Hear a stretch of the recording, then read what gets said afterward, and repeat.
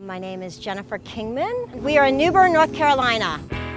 People talk about soldiers that fought for freedom. I think about people that were slaves and runaway slaves that fought for freedom and helped others find freedom. I think about protesters that fought for freedom. People that went outside the norm to actually really try to do something to make not just their lives, but other people's lives better. Because living in America, it's always changing.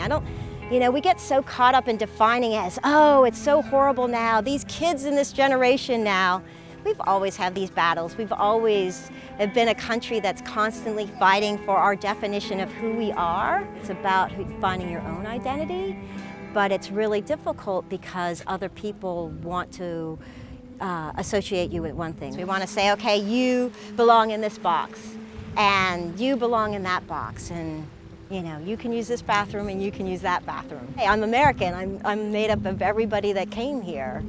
People will say, oh, well, you look very exotic, and in that that somehow a black person can't be beautiful just in terms of being black.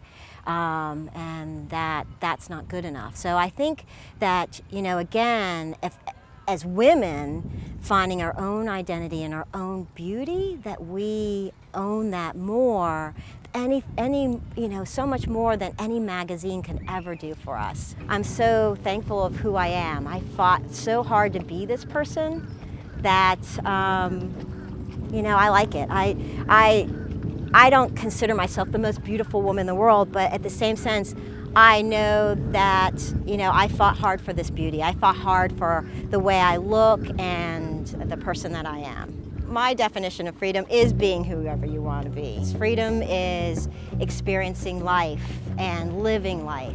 I think that you can be enslaved by your mind.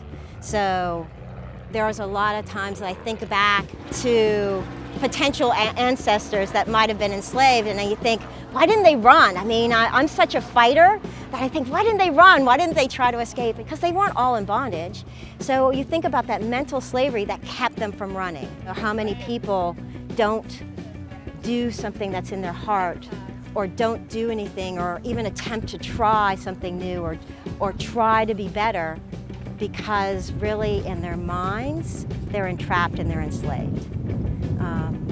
I was fortunate enough to be exposed to so many different cultures and people, and growing up in Pittsburgh, that diversity taught me so much about enjoying how special we are and different, and enjoying different religions, enjoying different foods, different cultures. Because we're all different people, we have all these different cultures that are living here. And at one point, I hope that we can all learn that that's truly the definition of freedom, is accepting one another.